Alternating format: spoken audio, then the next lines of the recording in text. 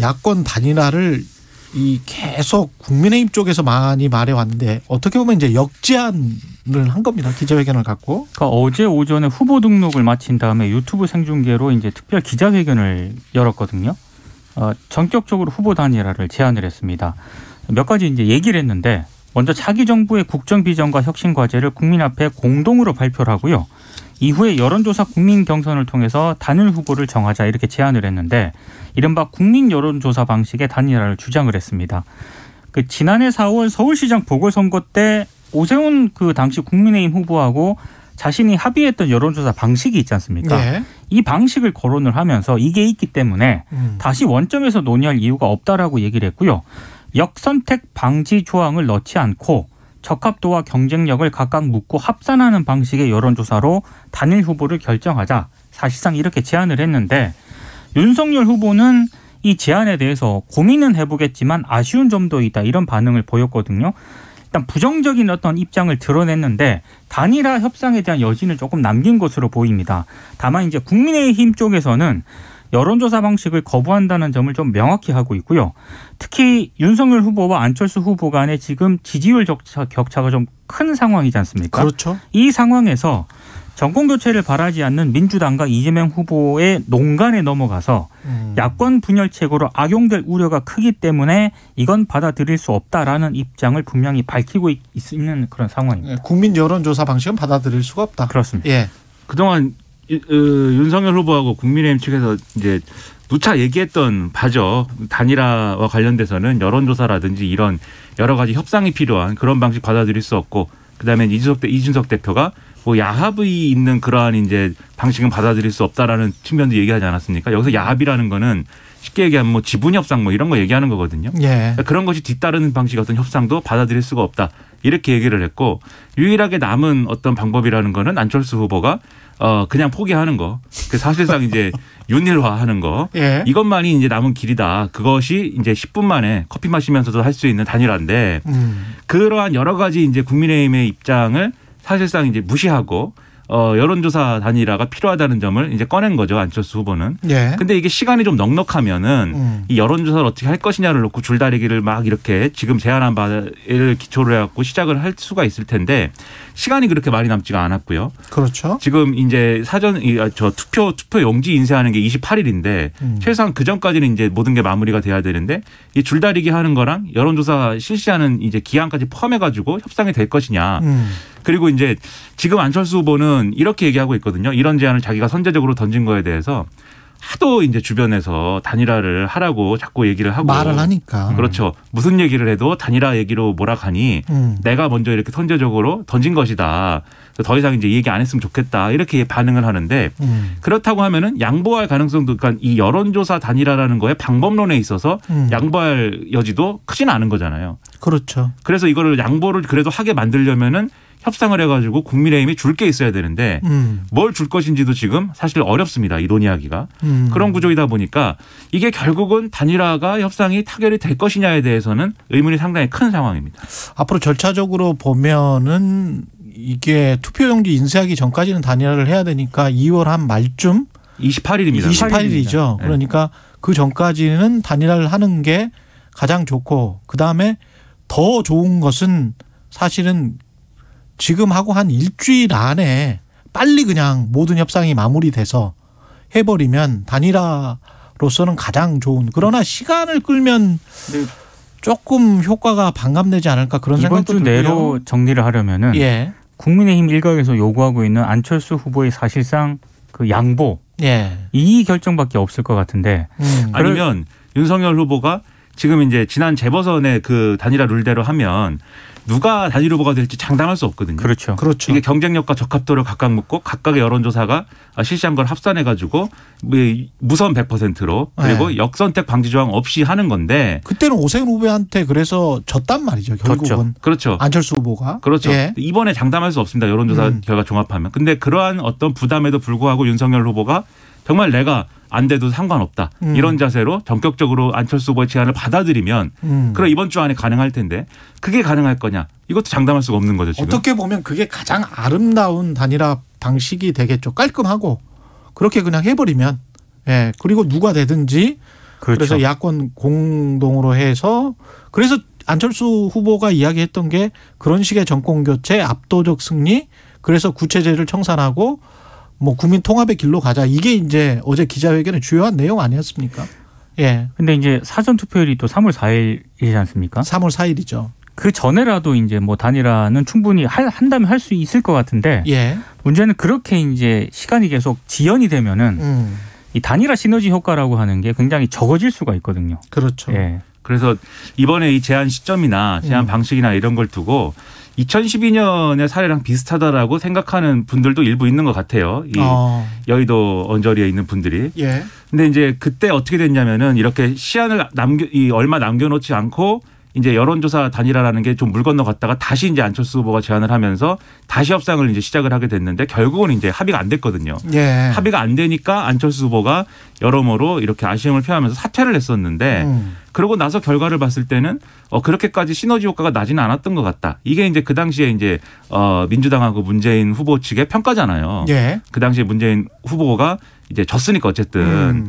근데 그런 방식의 재판이 된다면 안철수 후보가 이 뒤늦게 이제 좀 양보를 한다 하더라도 이러한 상황에서는 시너지 효과 크지 않을 것이다. 이런 또 전망도 있어서 물론 그때랑 반드시 똑같을 거냐는 뭐 두고 봐야 되겠지만 여러모로 단일화라는 것이 좀 쉽지 않은 상황이면은 또 분명해 보인다라는 겁니다. 근데 그 시점을 놓고 보면 적폐 수사 관련 발언이 있었고 그것 때문에 지난 주말에 상당히 좀 들끓을 수 있었는데 일요일 날 아침에 이런 제안을 했기 때문에 야권 입장에서 보면은 상당히 앞으로 이제 계속 단일화 이슈가 뭐 상존하면서 계속 이야기가 오고 갈 것이고 뉴스에 상당히 많은 지면을 할애할 거란 말이죠. 그렇게 보면 야권 입장에서는 상당히 반가운 제안이긴 합니다.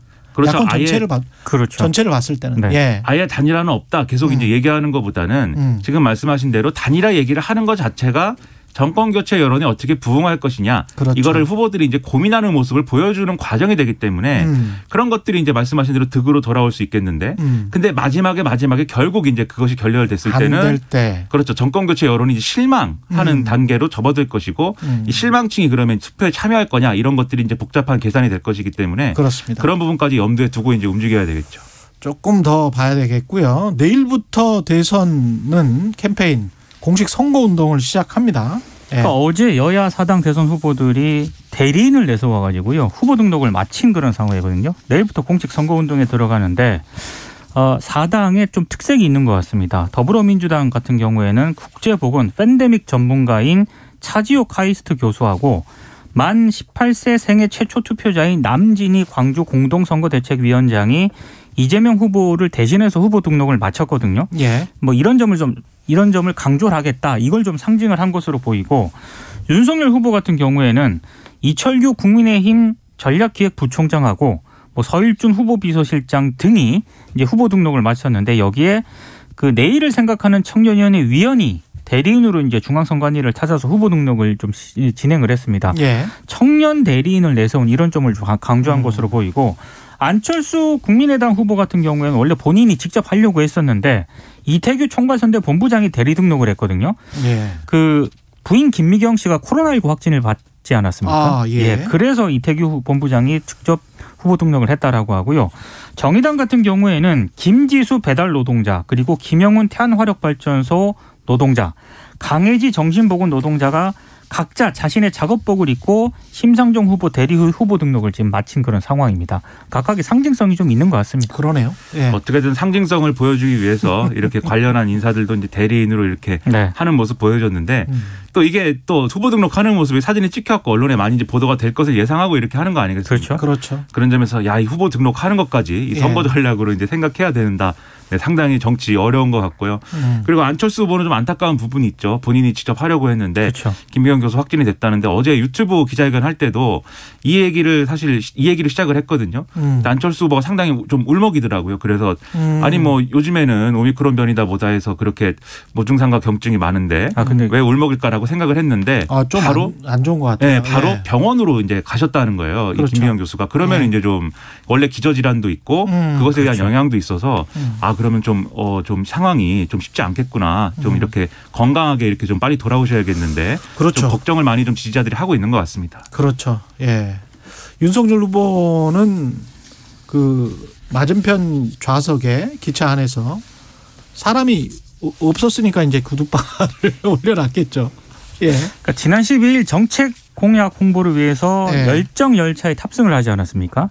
네, 오프닝에서도 말씀을 해주셨지만 마주보는 좌석에 다리를 올리고 앉은 것이 좀 논란이 좀 되고 있습니다. 이 구두발 사진을 다시 한번 설명을 해드리면 윤석열 후보하고 김병민 국민의힘 선대본부 대변인이 나란히 앉아 있고요. 같이 앉아 있고. 그렇습니다. 그 김병민 대변인 맞은편에 이상일 후보 상근 보좌 역이 앉아 있는데 윤석열 후보는 그 옆 좌석에 구두를 신은 채 두 발을 올려놓는 그런 모습입니다. 해당 사진은 윤석열 후보가 지난 10일 무궁화호를 임대해서 호남 지역을 방문한 열정열차 유세 도중에 촬영한 사진인데 이 사진을 어제 이상일 전 의원이 페이스북하고 인스타그램에 업로드를 시켰거든요. 예. 논란이 일자 현재 이 사진은 삭제된 그런 상황입니다. 일단 사진에 대한 비판이 제기가 되니까 윤석열 후보는 공보단을 통해서 장시간 이동으로 인한 가벼운 다리 경련 때문에 참모들에게 양해를 구하고 잠시 다리를 올렸다. 세심하지 못했던 부분 유감으로 생각한다. 이런 입장문을 전했는데요. 민주당하고 야당에서는 여당하고 다른 정당에서는 좀 강하게 비판을 하고 있습니다. 그러니까 다른 사람에 대한 배려라든가 시민의식, 공중도덕이 없다. 이런 게 비판의 핵심이고요. 민주당 같은 경우에는 평생에 걸쳐서 특권과 권위에 의지해온 윤 후보의 노매너와 몰상식이 이제는 놀랍지도 않다. 이렇게 좀 격한 반응을 쏟아냈습니다. 예. 이게 아무리 전세를 낸 열차라 하더라도 구두발로 이렇게 자리에 이렇게 다리를 올리고 하는 것은 사실 공공장소에서 해야 될 어떤 그런 행동은 아니죠. 어쨌든. 그 점에서 상당히 의문이고 더군다나 이런 일이 있었던 것을 사진을 왜 올렸을까. 이것도 좀 의문입니다. 왜 올린 걸까요? 뭐 모든 걸 투명하게 보여주는 것인지 이게 잘 모르겠는데 그래서 이런 걸 노출하면 당연히 이렇게 비판 여론이 많아질 것이고 특히 이제 윤석열 후보가 갖고 있는 그 전형적인 이미지 있거든요. 네. 이제 어쨌든 검사로서 살아왔고 어쨌든 특권층과 가까운 어떤 그러한 삶을 살아온 거 아니냐. 이런 의식이 있는데 그걸 또 뒷받침해주는 이미지가 될 수 있기 때문에 이런 행동은 첫째 하지 말아야 되고 둘째 혹시 이런 행동이 있었더라도 뭐 사진을 올리고 이런 거는 한번 생각을 해봐야 될 문제라고 생각하는데 저는 그런 생각도 들었습니다. 뭐 다리에 경련이 왔다고 하고 뭐 그다음에 이제 앉아 있는 게 불편했다고 하는데 저는 이제 윤석열 후보 뭐 나이도 있고 뭐 여러모로 건강이 안 좋을 수 있지만 이 코어 근육을 강화를 해야 됩니다. 그래서 코어 근육을 강화를 해갖고 바른 자세로 오랫동안 앉아 있을 수 있도록 하는 이런 노력을 좀 해야 돼요. 네. 예. 근데 양해를 해서 올린 것이라고는 합니다만 사진 찍을 때는 좀 내려주시죠. 뭐 이런 말은 할 수 있지 않았을까요? 뭐 이런 생각도 들고요. 저는 예. 해명이 더 논란을 확산시킨 측면이 있다고 보거든요. 그냥 누차 뉴스 언박싱에서도 강조를 한 부분이지만 사과나 해명을 할 때는 그냥 깔끔하게 해야 됩니다. 그렇죠. 예, 근데 그냥 앞으로 이런 부분에 대해서 세심하게 배려하겠다, 미안하다 이렇게 하면 되는데 다리 경련이라든가 이런 부분이 들어가고 또 이준석 대표 같은 경우에는 잠시 뭐 자리를 한 10분 비운 사이에 그 전에 윤석열 후보하고 1시간 동안 앉아서 얘기를 했는데 그 잠시 비운 사이에 이렇게 된 것이다라고 해명했는데 또 그 사진 전후 사진을 막 네티즌들이 비교를 하면서 뭐가 해명이 맞지 않는다라고 또 비판을 하고 있지 않습니까? 예. 그러니까 그런 측면들이 오히려 논란을 더 확산시킨 측면이 있는 것 같아요. 그러니까 이준석 대표에게는 거기가 이제 본인 자리라는 거죠. 원래는 본인 자리인데 이제 자리를 비웠더니 이제 그렇게 됐더라라는 건데 뭐 또 그 말씀하신 논란이 또 이어지다 보니까 이준석 대표가 추가로 또 글을 올렸어요. 이게 네. 밖에가 껌껌한 것은 이제 뭐 터널을 지났을 때이고 10분인 것이 사실이고 그다음에 뭐 옷을 갈아입은 건 아니고 마스크를 근데 마스크도 이게 갈아 끼웠냐. 마스크도 갈아 그렇죠. 끼웠고. 마스크도 그때가 그때였냐. 네. 그렇죠. 예. 다른 사진 올린 거 아니냐. 뭐 그렇죠. 이런 거죠. 카메라에 비치는 예. 마스크하고 이제 평소에 쓰는 마스크 다를 수 있는 거 아니냐 뭐 이렇게 이제 여러 가지 설명을 했는데 사실 이렇게 뭐 줄줄이 논란이 이어지고 그걸 또 설명하고 이럴 문제는 아닌 것 같아요. 그렇죠. 예. 이건 그냥 미안하다고 하면 되는 거고 그 선에서 이제 끝내면 되는 것인데 여러모로 구차하다는 생각도 들고요. 뭐 아쉽습니다. 한 가지만 지적을 하자면 걱정되는 부분은 옆에서 그 좀 쓴소리를 해주는 사람들이 없나. 네. 그 부분이 가장 좀 걱정이 됩니다. 왜냐하면 그 행위를 했을 때 그때 좀 말을 해주든지 아니면 진짜 양해를 구하고 다리를 올렸다고 한다면 해명을 그대로 믿는다면 그렇다면은 사진을 찍을 때는 내리시는 게 낫겠습니다라고 한마디는 할 수 있는 거잖아요. 그렇죠. 왜냐하면 옆에 있는 사람들은 선거랄지 선거 기획의 전문가들이기 때문에 이게 어떻게 비춰질지는 뻔히 아는 거기 때문에 그걸 그 말을 못했고 그다음에 그걸 아무 의식 없이 또 올렸다. 그러면 전반적으로 선대위 전체가 별 말을 못하고 있지 않나. 그런 이렇게 되면 약간 좀 그런 부분이 저는 걱정스러워요. 예. 이 관련해서 언론사 파산 발언도 했는데 이거는 어떤 건가요? 그러니까 이것 역시 열정 열차 안에서 이제 한 발언인데요. 예. 기자가 공영방송 지배구조 개혁 방안 이런 질문을 일단 했거든요. 예. 근데 여기에 대해서 진실을 왜곡한 기사 하나가 언론사 전체를 파산하게도 할 수 있는 강력한 시스템이 언론 인프라로 자리 잡는다면 공정성 문제는 없다 이렇게 얘기를 했습니다. 예. 그러면서 미국의 예를 들면서 규모가 작은 언론사는 허위 기사로 회사가 가는 경우가 있다. 그러니까 파산하는 경우가 있다. 이렇게 얘기를 했는데요. 그런 경우 있었습니다. 예. 이 발언만 놓고 보면은 그 언론의 허위 조작 보도에 대해서 최대 한 5배의 징벌적 손해배상을 물리는 언론중재법에 찬성하는 거 아니냐라는 취지로도 해석이 되는데 윤석열 후보는 언론중재법에 반대 입장이라고 이미 밝힌 적이 있거든요. 예. 그래서 진위가 뭐냐 이런 좀 논란이 확산이 됐고 여기에 대해서 윤석열 후보가 어제 본인은 언론 자유를 조금이라도 훼손시키려는 시도에 대해서는 강력하게 반대한다고 분명히 말했다.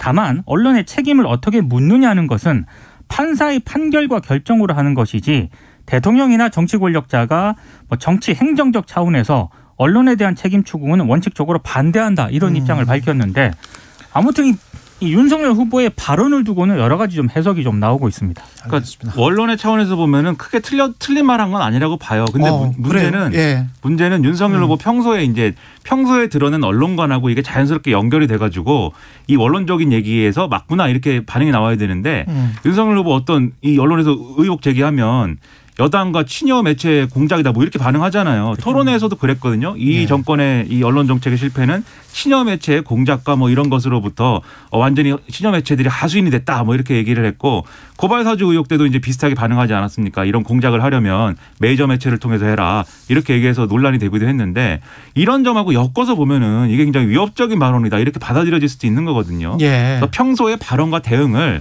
이 발언에 맞는 방식으로 했으면 좋겠습니다. 이 발언 자체만으로는 저는 사실은 뭐 하나도 문제될 게 없다고 보고 있습니다. 네, 원론적으로는 다 맞는 이야기고 전반적으로 뭐 그때 우리 언론중재법 관련해서 이야기를 할 때도 우리 전반적으로 세 사람의 의견은 반대였었잖아요. 그렇습니다. 하지만 진실을 왜곡한 기사가 있으면 그게 이제 엄중한 책임을 물어야 된다는 거는 또 다 일치를 했고 그래서 이 이야기는 뭐 원론적으로는 다 찬성을 합니다. 이재명 후보는 적폐 수사 관련해서 지금 윤석열 후보를 맹렬하게 공격을 하고 있고요. 그러니까 네거티브는 하지 않겠다, 자제를 하겠다라고 공언을 했는데 주말 동안 약간 파이터 모드로 바뀐 것 같습니다. 특히 윤석열 후보를 맹폭을 했는데요. 특히 이제 그 적폐 수사 발언 있지 않습니까? 이거와 관련해서 5년 동안 할 일이 태산처럼 쌓여 있는데 이 아까운 시간을 사적 보복을 위해 쓰고 상대를 괴멸시키는 정치가 있어서는 안 된다라고 이제 비판을 했고 그리고 노무현 전 대통령을 다시 언급을 하면서 조그만한 것이라도 뭐 침소봉대에서 민주당을 완전히 괴멸시켜버리겠다. 이런 의사를 표명하는 정치 집단들이 우리 미래를 제대로 이끌어갈 수 있겠느냐 이렇게 비판을 했습니다. 특히 지난 12일 충남 천안하고 세종에서 연설에서는요.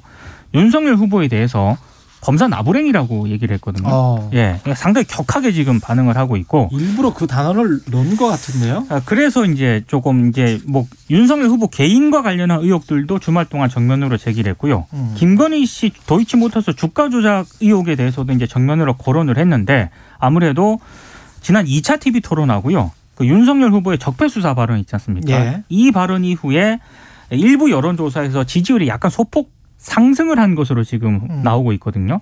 그래서 지지층 결집을 좀 노리는 그런 발언 아니냐라는 해석이 나오고 있습니다.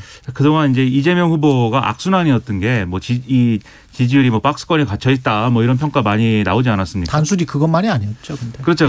그게 이제 왜 그런 현상이 계속 이어지는 거냐면은 결국 이제 여러 가지 국면들이 있었지만 여러 가지 논란 때문에 지지층의 결집도가 이완이 됐고 그렇죠. 지지층 결집도가 이완이 되면서 중도 공략을 할 수 있는 여러 가지 기회들을 또 갖지 못하고 중도 공략이 제대로 안 되니까 이재명으로 못 이기는 건가 이런 의문이 또 커지면서 또 지지층의 이완이 일어나고 이게 악순환이에요. 네, 집도끼에 완벽한 단속이 있었어야 되는데. 예. 그렇죠. 근데 그거를 했다고 생각했는데 대장동 개발 의혹이라든가 김혜경 씨 의혹 이런 것이 그렇죠. 다시 이제 지지층 이완으로 왔기 때문에 그렇습니다. 이번에 이 이슈를 가지고 지지층을 다시 재결집시키고 그다음에 오늘부터는 중도층 공략으로 나가야 되는 뭐 그런 전략인 것이죠. 그렇죠. 근데 이게 지난주에도 말씀드렸는데 이 얘기가 분명히 지지층 결집에는 효과가 있는데 이게 장기화되면은 오히려 역풍으로 다시 부정적인 의미로 되돌아올 수가 있습니다. 그렇기 계속 때문에 물고 늘어지는 모습은 안 좋다. 그렇죠. 일단 윤석열 후보가 정리를 일단 했기 때문에 그 수준에서 이제 좀 마무리가 돼야 될 이슈인 게 이거 계속 얘기하면 또 이 대선 끝까지 이게 이른바 좀 민주당이 변화했고 그 변화를 이재명의 리더십으로 이끌어냈다 이런 평가가 있었어야 되는데 그게 아니라 민주당이 이게 이전의 그 방식이다. 이 이른바 추윤 갈등이라고 하는 그런 상황이 벌어질 때랑 비슷한 얘기 아니냐 이렇게 받아들여지면 중도층의 중도 확장에 이제 걸림돌이 될 수가 있습니다. 그렇기 때문에 미래를 얘기하고 이재명의 민주당이 뭐냐 이걸 이제 좀 만들어 나가는 게 필요하기 때문에 이게 단기적으로는 좋은 전략일 수 있겠지만 장기화되면은 누구에게도 좋은 전략은 아니다라고 생각합니다. 예. 질병청이 백신 4차 접종 계획 발표했다. 이거 잠깐만 소식만 전하고 마무리 짓죠. 오늘 이제 고위험군에 대한 4차 접종이 시작이 되는데요. 그 구체적인 어떤 그런 이제 4차 접종 계획을 발표를 하거든요. 일단 뭐 4차 접종을 하는 거는 뭐 다들 괜찮다고 생각을 하지만 또 유럽이라든가 이런 일부에서는 지금 기존 백신을 반복적으로 이 추가 접종하는 전략이 모르겠죠.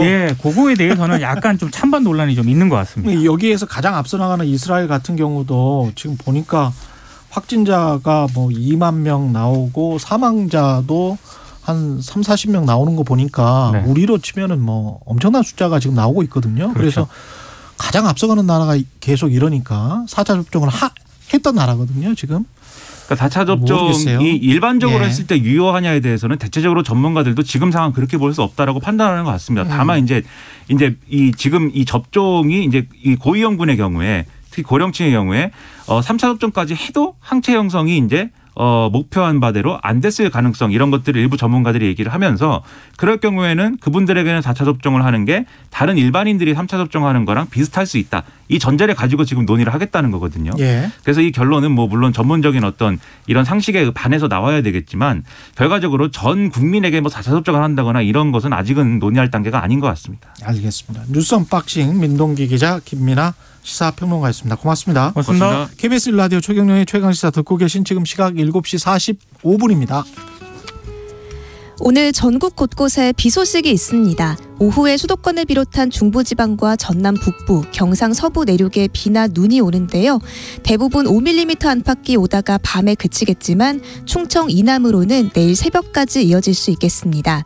경기 북부와 충청, 전북, 경북, 제주 산지 등에는 1에서 3cm의 눈이 쌓일 수 있겠고요. 강원 내륙 산지는 내일까지 최대 7cm가 예상됩니다.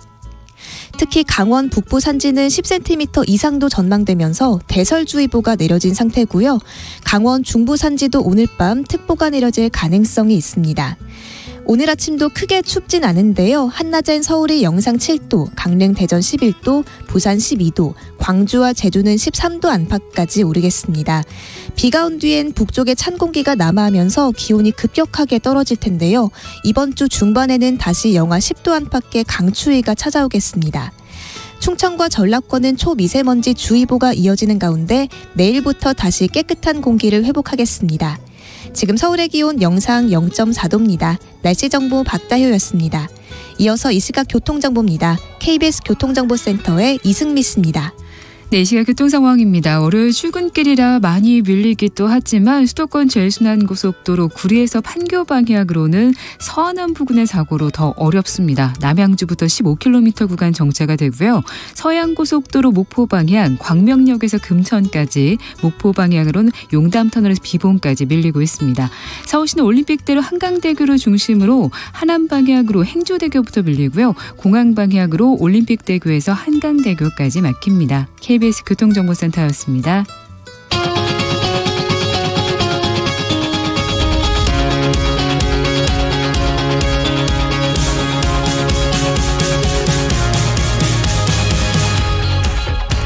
네, 이번에는 2022 베이징 올림픽 소식 들어보겠습니다. 베이징 현지에 가 있는 KBS 라디오 유기성 PD입니다. 안녕하세요. 네, 안녕하십니까. 유기성 PD입니다. 예, 베이징 올림픽 반환점을 돌았습니다. 오늘이 대회 10일차군요.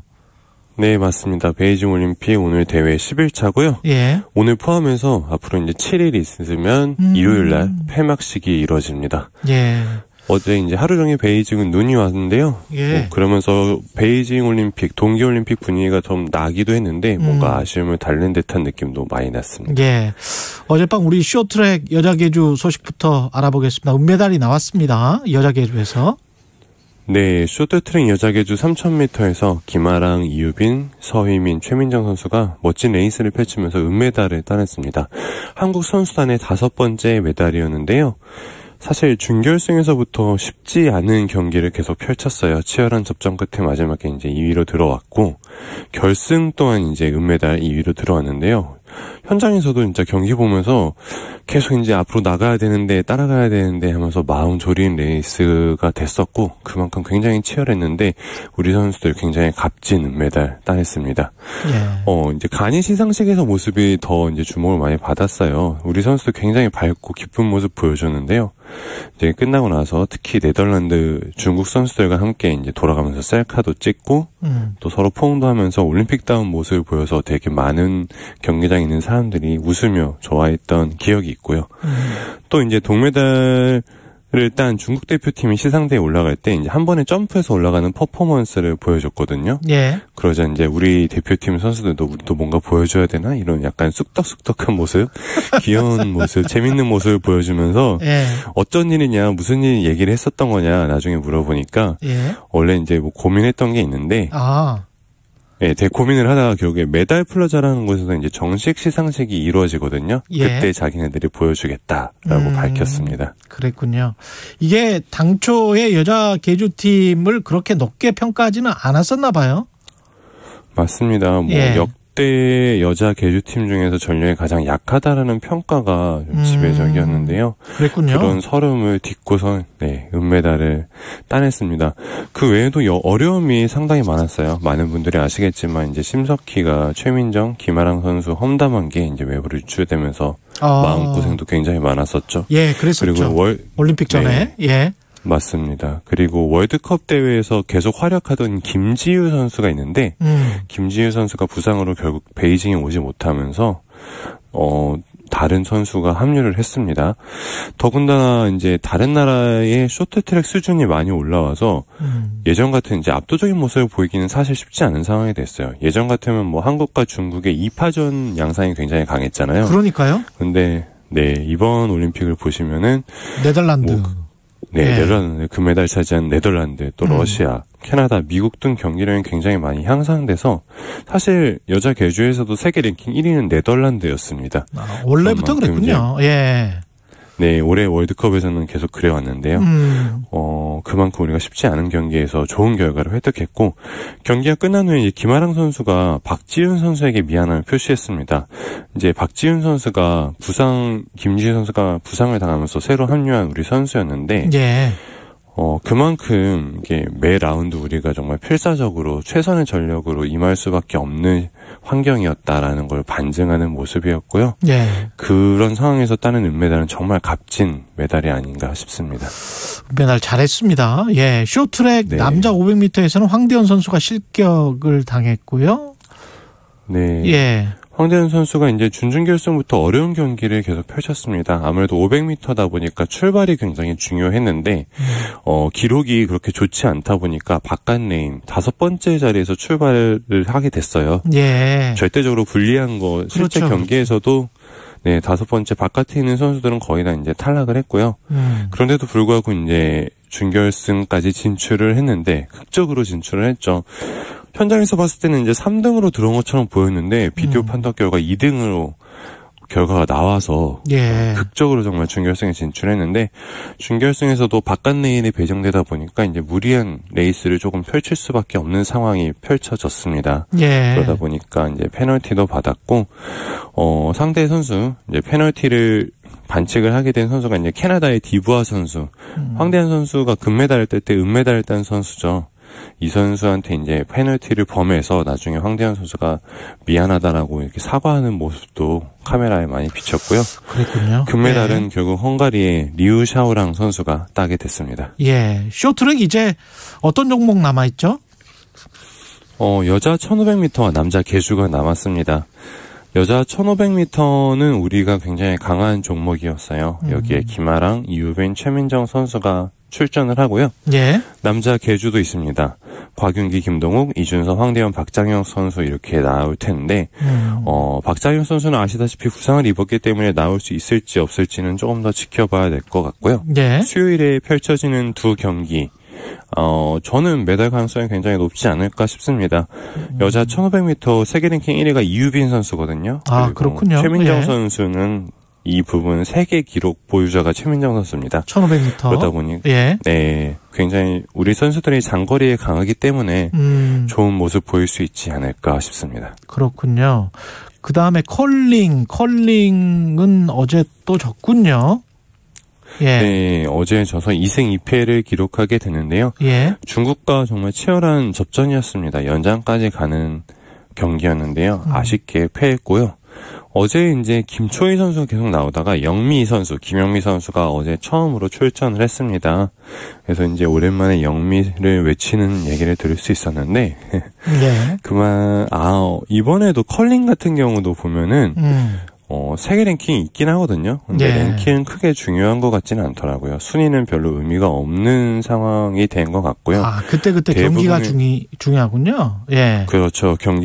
그 다음에 컨디션. 전체적으로 수준이 예. 많이 올라와서 다 비슷비슷하다고 대표팀도 판단을 하고 있거든요. 예. 그래서 어느 한 샷에 집중하느냐 또 실수를 얼마나 줄이느냐가 경기의 승패를 가늠할 것 같습니다. 오늘 두 경기 치릅니다. 한국. 네, 맞습니다. 오전 10시에 미국과 그리고 이제 밤 9시에는 일본과 두 경기를 치르거든요. 예. 오늘 경기가 굉장히 이제 중요할 것 같습니다. 4강으로 갈 수 있느냐 없느냐가 아마 오늘 경기의 승패에 갈릴 것 같고요. 예.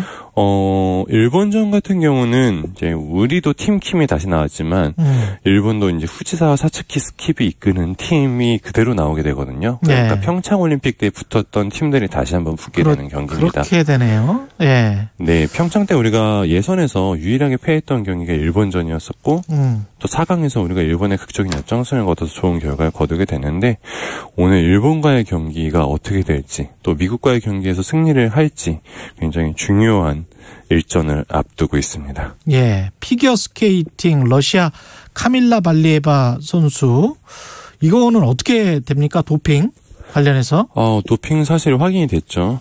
그래서 어제 13일에 스포츠중재재판소 CES라는 곳에서 긴급 청문회가 화상으로 이뤄졌고 어제 밤에 이제 카밀레바 선수도 자기 입장을 밝힌 걸로 알려져 있습니다. 그래서 아마 오늘 중으로 결론이 날 것으로 보여요. 왜냐하면은 이제 15일에 이제 카밀라 발리에바 쇼트 프로그램 시작이 되게 되는데 여기에 출전할 수 있을지 없을지를 이제 결정을 해줘야 되거든요. 그렇군요. 예, 네. 그래서 오늘까지는 결정을 해줄 것 같고요. 여러 가지 얘기가 있지만 어떤 결정을 할지 가장 중요한 건 이제 어른들의 책임이지 않느냐는 여론이 굉장히 강해지고 있는 상황입니다. 알겠습니다. 예, 여기까지 듣겠습니다. KBS 라디오 유기성 PD였습니다. 고맙습니다. 네, 고맙습니다. KBS 라디오 최경영의 최강 시사 1부는 여기까지입니다.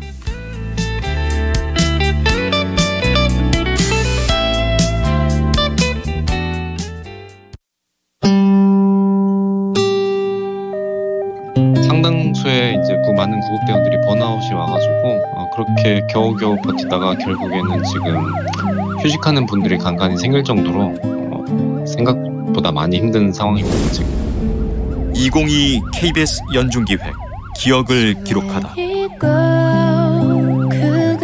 영등포 소방서에서 근무 중인 김태규 구급대원입니다. 늘 출동이 끊이지 않고 또 소방서 내에서도 구급대원 힘드니까 고생 많다며 격려도 해주시고 인적으로도 물적 지원도 많이 해주시는데 그럼에도 불구하고 지금은 어떻게 해볼 수 없는 상황이라 다들 많이 지쳤다고 할 수 있을 것 같아요.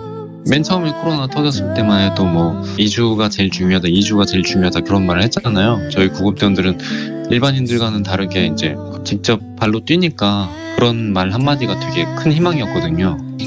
2주만 더 있으면은 좀 가라앉을까 이런 식으로 계속 희망의 빛을 봤는데 너무 오래됐어요. 장기화됐기 때문에 지금 다들 그런 생각은 안 하고 그냥 이 또한 지나가리라 생각하고 그냥 버티자는 생각밖에 없어요. 다들 뭐 언제 어떻게 어떤 마음으로 이렇게 하는 게 아니라 그냥 우리가 버텨야지 이렇게 안 그러면 어떡하겠나 서로 그냥 힘내자 요 정도밖에 없습니다. 지금 사명감이고 뭐 어떤 마음이고 그런 건 없는 것 같아요. 다들 그냥 힘들어도 우리 아니면은 못한다 이런 생각. 김태규 구급대원은 말합니다. 좁디 좁은 구급차 안은 코로나 환자와 밀접촉 장소입니다.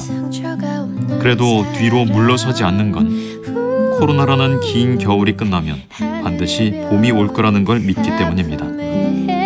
당신과 대한민국의 기억 KBS가 기록합니다.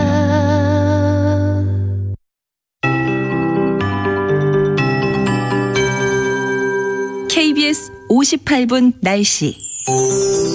충청과 전라권에 초미세먼지 주의보가 이어지고 있습니다. 중서부 대부분에서 공기질이 나쁨 단계를 보이다가 내일은 다시 깨끗한 공기를 회복하겠습니다. 오늘 오후에 전국 곳곳으로 비나 눈이 내리면서 먼지를 조금 씻어내릴 텐데요. 수도권을 비롯한 중부지방과 전남 북부, 경상 서부 내륙에 5mm 정도, 강원 영동은 10mm까지 내다보고 있습니다. 대부분 밤에 그치겠지만 충청 이남으로는 내일 새벽까지 이어지는 곳이 있겠습니다. 경기 북부와 충청, 전북, 경북, 제주 산지 등에는 1에서 3cm의 눈이 쌓일 수 있겠고요. 강원 내륙 산지는 내일까지 최대 7cm가 예상됩니다. 특히 강원 북부 산지는 10cm 이상도 전망되면서 대설주의보가 내려진 상태고요. 강원 중부 산지도 오늘 밤 특보가 내려질 가능성이 있습니다. 오늘 아침도 크게 춥진 않은데요. 한낮엔 서울이 영상 7도, 강릉, 대전 11도, 부산 12도, 광주와 제주는 13도 안팎까지 오르겠습니다. 비가 온 뒤에는 북쪽에 찬 공기가 남하하면서 기온이 급격하게 떨어집니다. 이번 주 중반에는 다시 영하 10도 안팎의 강추위가 찾아오겠습니다. 오전까지 경기 남부와 충청, 남부 내륙에서는 짙은 안개에 주의하셔야겠습니다. 지금 서울의 기온 영상 0.6도입니다. 박다효입니다.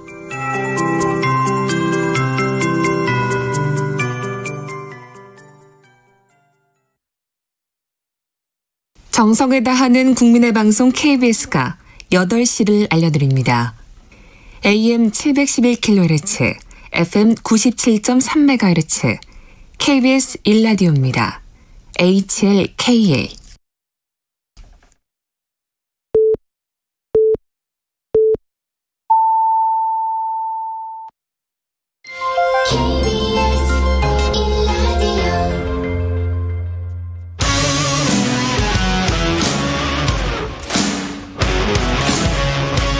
오늘 하루 이슈의 중심 최경영의 최강 시사.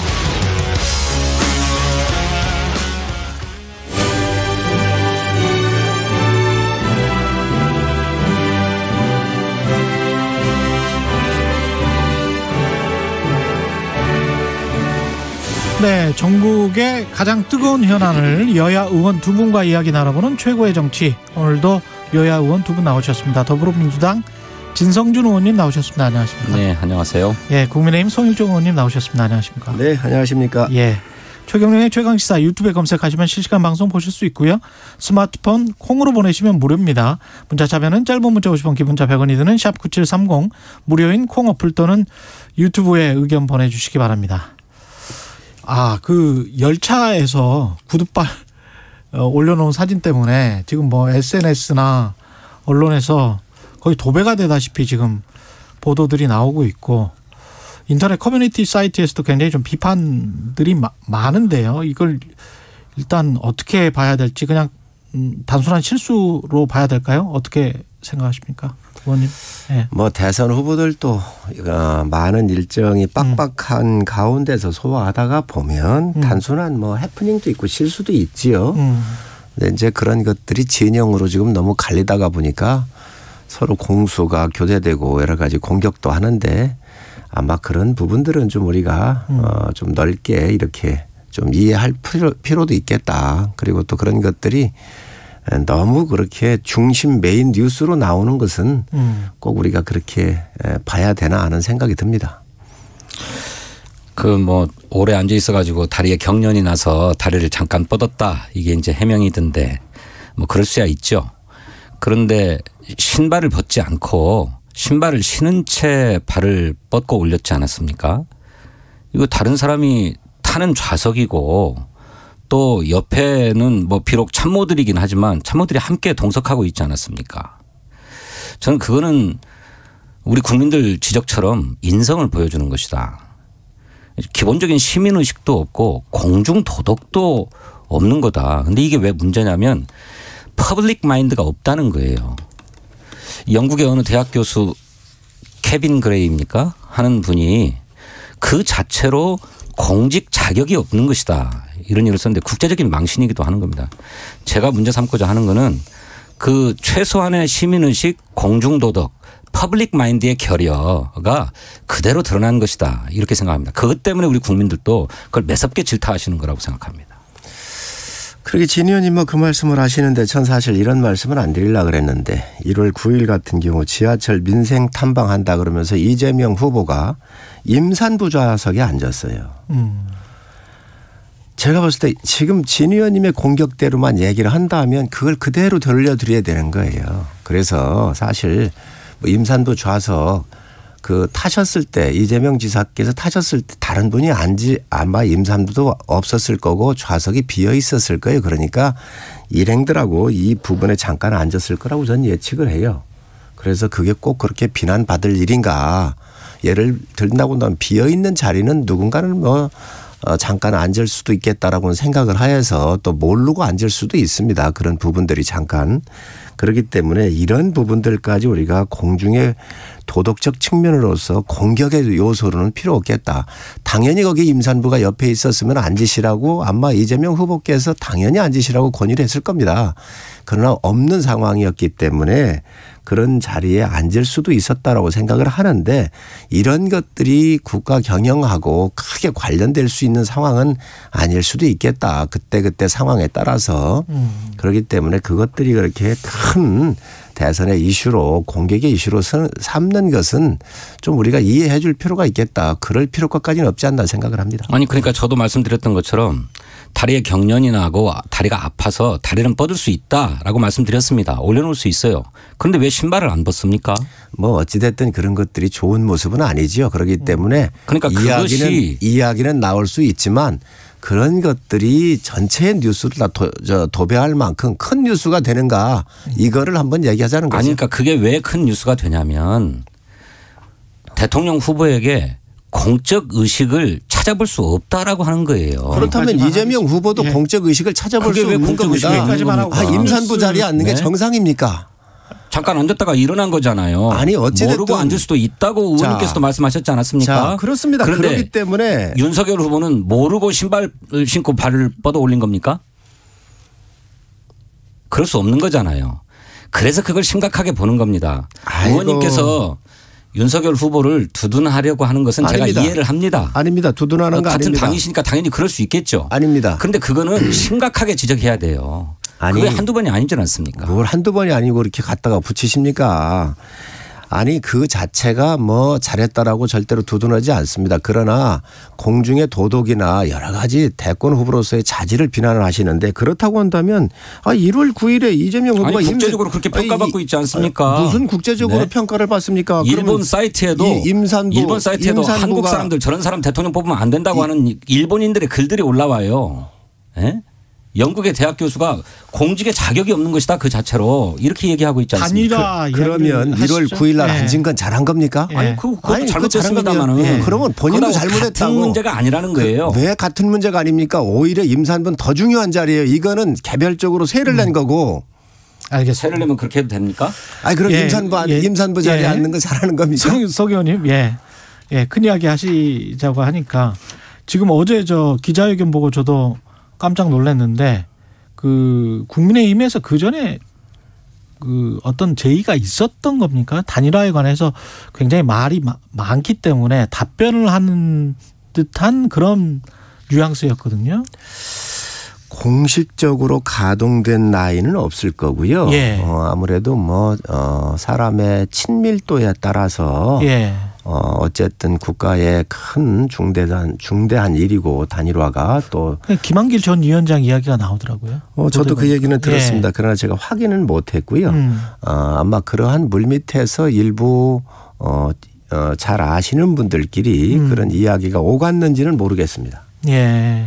그러나 공식적 라인에서 이루어진 일은 없습니다. 한 가지만 더 여쭤볼게요. 이게 그 국민 여론조사를 통해서 하겠다. 근데 역선택 방지 조항은 없는 거잖아요. 오세훈 후보랑 할 때하고 똑같은 서울시장 선거 때하고 같이 하자.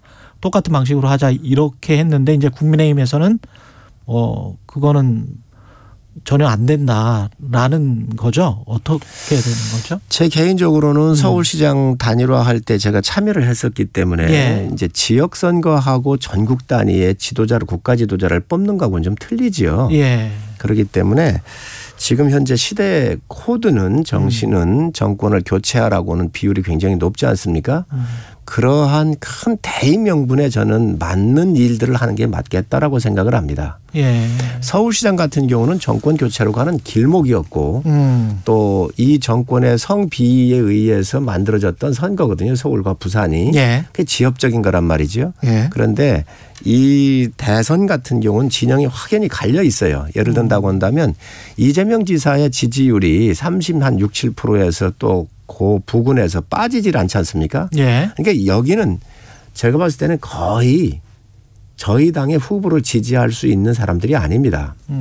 아마 저희도 역으로 보면 비슷할 거예요. 예. 그렇기 때문에 진영으로 확연하게 갈려져 있는 이런 상태에서 여론조사라고 하는 것은 여러 가지 좀 고민을 좀 해봐야죠. 그러나 지역선거 같은 경우는 선택의 여지, 누가 지역에 일을 잘할 것인지, 서울시 운영을 잘할 것인지 부산시 운영을 잘할 것인지 그런 지역 사람 중심으로 해서 뽑는 거고 예. 대한민국의 대통령은 전국을 상대로 해서 외교 국방까지 포함하는 국정 전반에 대해서 판단하는 거기 때문에 진영으로 좀 갈릴 수가 있죠. 그래서 예. 여론조사 방식도 조금은 변형이 있어야 됩니다.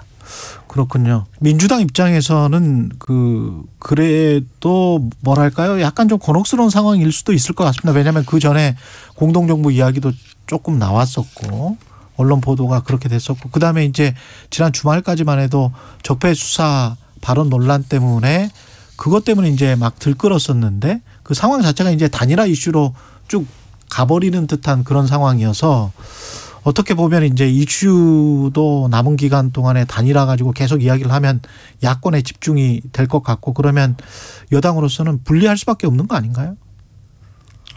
글쎄 저는 가능성을 거의 없다고 봅니다. 안철수 후보는 국민 경선 여론조사로 단일 후보를 정하자 이렇게 제안한 반면에 방금 우리 성일종 의원님 말씀하신 것처럼 국민의힘에서는 포기해라. 지지율 차이가 크지 않냐. 이렇게 얘기를 해요. 그러면서도 여론조사 경선에 가지고 있는 함정 민주당 지지층까지 다 포괄해서 여론조사를 할 경우 윤석열보다는 안철수 후보를 선택할 가능성이 있다고 보고 그러면 의외의 결과가 나올 수 있기 때문에 그걸 받아들일 수 없다는 것 아닙니까? 이 1차 관건은 국민의힘이 안철수 후보의 제안을 포기가 아니라 그냥 포기할 게 아니라 좋다 경선을 하자라고 받아들이는 것에 있다고 생각해요. 만약에 경선 원칙을 받아들이면 예. 그 경선을 어떻게 할 거냐 하는 문제는 구체적인 실행 방안을 협상을 해야 되겠죠. 그래서 모든 국민으로 할 거냐 아니면 민주당 지지층은 빼고 할 거냐 뭐 이런 구체적인 조사를 설계하는 협상에 들어갈 수 있을 텐데 지금은 국민의힘이 지지율 격차가 크니까 포기해라. 그리고 모든 국민들이 포괄되는 그런 여론조사는 받아들일 수 없다. 이런 입장을 견지하고 있기 때문에 저는 안 될 거다. 만약에 이게 협상이 쉽지도 않습니다만 안철수 후보가 후보 등록 한참 이전에 예. 이런 제안을 하고 협상이 시작됐다면 마지막까지 그 타결이 될 가능성이 있다고 보여져요. 그런데 후보 등록을 딱 하고 난 다음에 이런 제안을 한 거거든요. 그러니 가능성 거의 없다. 배수진을 완전히 친 건데 이것에 대해서 한마디로 국민의힘이 걷어찬 것 아닙니까? 저는 이루어지기 어렵다 이렇게 봅니다. 근데 국민의당은 안철수 후보는 기자회견에서 오세훈 서울시장이 뽑혔던 그 선거조사 방식을 언급을 분명히 했단 말이죠. 그냥 거기에 대해서만 거부를 한 건지 국민의힘이 아니면 뭐 또 다른 방법을 역제안을 할 수 있는 건지 어떻게 보세요? 단일화 방식을 하면은 두 가지가 선례가 있지요. 예. JP하고 DJ하고 함께 DJP 연합으로 할 때 예. 그래서 그 여론조사 같은 거 없이 단판으로 했거든요.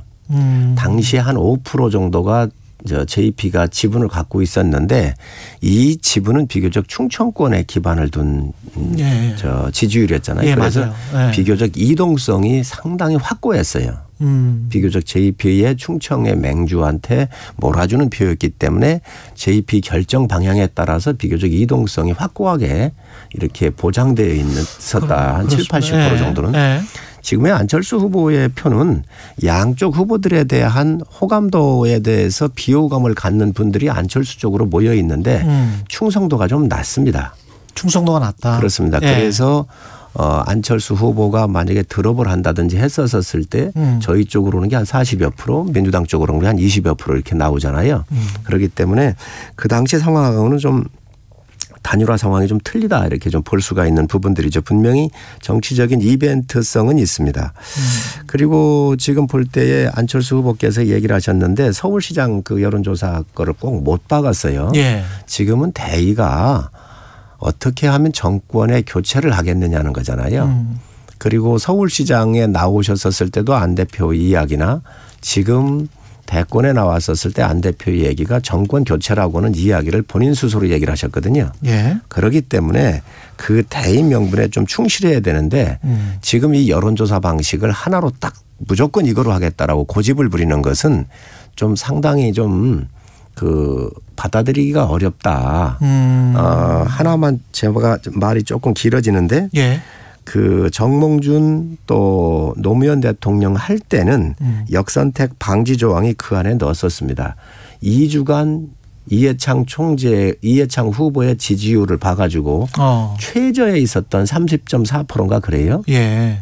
그 아래로 빠지는 것은 민주당의 콘크리트한 지지층이 빠져가지고 이해창 후보를 지지한 거, 다른 후보를 지지하는, 정몽준 후보를 지지하는 거로 보기 때문에 그 2주간에 있었던 최저점 그 30% 정도 되는 그거로부터 아래로 빠지는 것은 무효 처리한 적이 있습니다. 그렇게 역선택 방지 조항을 넣었었거든요. 그래서 이거 같은 경우로 확연한 지지층이 갈려있기 때문에 또 지금 콘크리트한 이재명 후보의 그 지지율에 변동이 없다면 모를까. 그게 변동을 해서 찍는다고 한다면 정권 교체가 허망하게 되기 때문에 이 부분에 대한 것들을 고려하지 않고 안철수 후보께서 서울시장 선거할 때 여론조사 방식으로만 꼭 못 박은 것은 이 부분들은 좀 고려가 돼야 될 거 아닌가 생각을 합니다.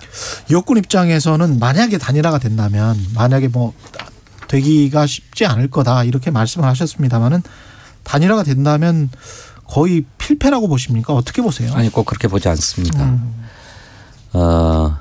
말씀드렸던 것처럼 이 후보 단일화를 하자 그러면 큰 대의 명분이 있어야 되거든요. 예. 그런데 정권 교체만을 명분으로 해서 단일화를 한다. 이거 국민이 동의하기 어렵습니다. 정권 교체를 해서 무엇을 할 것인가가 중요해요. 정권 교체를 해서 이전 이명박 박근혜 정권 시대로 돌아가겠다라고 하면 그런 정권 교체에 누가 동의를 하겠습니까? 이 정권보다도 한 발 더 나아가자라고 하는 비전과 정책이 분명히 해야 되거든요. 예. 그런데 이런 비전과 정책에 대해서 합의하지 않고 무조건 정권 교체니까 우리가 단일화하자. 그렇게 해서 단일화를 한다 그러면 거기에 국민의 지지와 감동이 발생할 수가 없지요. 예. 저는 오히려 역풍이 불 수도 있다 이렇게 생각합니다. 실제로 단일화 지지부진하게 되면 그렇습니다. 아니 성사 된다 하더라도 성사 된다고 하더라도 저희들이 참 뼈아픈 기억이긴 합니다만 2012년도에 저희들 또 문재인 안철수의 단일화가 있었습니다. 당시에 단일화의 구체적 방식을 놓고 협상을 하다가 갑작스럽게 안철수 후보가 스스로 포기를 했죠. 예. 이것이 아름다운 단일화가 안 되어가지고 국민 보시기에 굉장히 불편했습니다. 그래서 단일화의 시너지가 전혀 발생하지 못했죠. 그런 것만큼 단일화가 반드시 필승 카드인가 그렇게 보기 어렵고 어떻게 국민에게 지지받고 동의받는 단일화를 만들어낼 것인가 이것이 과제라고 저는 생각합니다. 그런 입장에서 본다면 국민의힘도 앞으로 한 일주일 왜냐하면 2월 말이잖아요.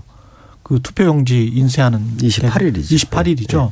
그러면 28일 전까지 끌 게 아니고 한 일주일 상간으로 해서 빨리 해결을 단판식으로 해결을 해버리는 게 아니면은 뭐 여론조사 방식을 받든지 뭐 이게 낫지 않을까요? 어떻게 보십니까?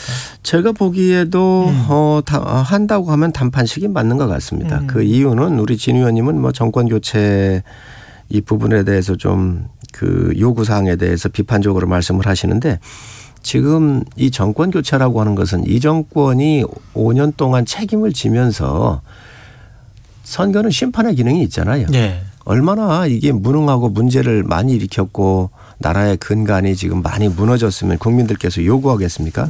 그렇기 때문에 국민의 요구를 수렴하는 것이 선거잖아요. 그렇기 때문에 이 정권 교체 비율이 55에서 64를 왔다 갔다 하기 때문에 굉장히 많은 국민들이 요구를 하고 있다. 이 말씀 제가 드리고. 예. 지금 그 안철수 후보께서 여러 가지 요구를 하셨더라고요. 국정 비전과 혁신에 대해서 공유를 하자. 네. 그리고 여론조사 방식에선 서울시장 그 선거할 때 채택했던 걸 그대로 그냥 수용을 해달라 이렇게 얘기를 하셨는데 또 세 번째로는 러닝메이트 얘기를 하셨어요. 뭐 두 부분은 이해를 하실 수 있으니까 그렇다고 치고 이 러닝메이트라고 하는 게 무언지를 정확하게 좀 설명을 하셨으면 좋겠습니다. 이게 뭐 공동정부를 하자는 건지 예. 아니면 그냥 선대본부장처럼 해가지고 하자는 건지 이런 것들에 대한 명확한 이런 것들이 없어요. 그래서 이런 것들도 아마 안철수 후보 쪽에서 얘기를 해 국민들한테 이런 부분들이 뭔지 아마 밝히는 게 좋을 거라고 생각을 합니다. 그러니까 단판으로 그냥 끝날 수 있는 게 아니고요. 국민의힘이 단판을 자꾸 얘기하는 것은 양보해라, 포기해라 이걸 주문하는 것입니다. 근데 실제로 단일화를 하려면 안철수 후보의 요구와 맞춰야 될 대목들이 있어요. 무엇보다도 경선을 어떻게 할 것인가 하는 데 대한 섬세한 설계가 필요하고요. 두 번째로는 바로 그 런닝메이트 문제입니다. 이것이 그냥 보기 좋게 공동 선대위원장을 맡아가지고 선거운동 해주겠다 이게 아니고 소수 정부가 될 것이기 때문에 압도적으로 승리할 뿐만 아니라 이후에 함께 국정을 운영할 파트너가 돼야 된다라고 하는 점을 얘기하는 거예요. 쉽게 얘기하면 새 정부의 지분을 요구하는 거죠. 예. 그 지분을 어떻게 할 것인가 하는 문제도 역시 얘기를 나눠야만 되는 문제입니다. 그렇기 때문에 이게 단판 뭐 금방 끝난다 이거 안 돼요.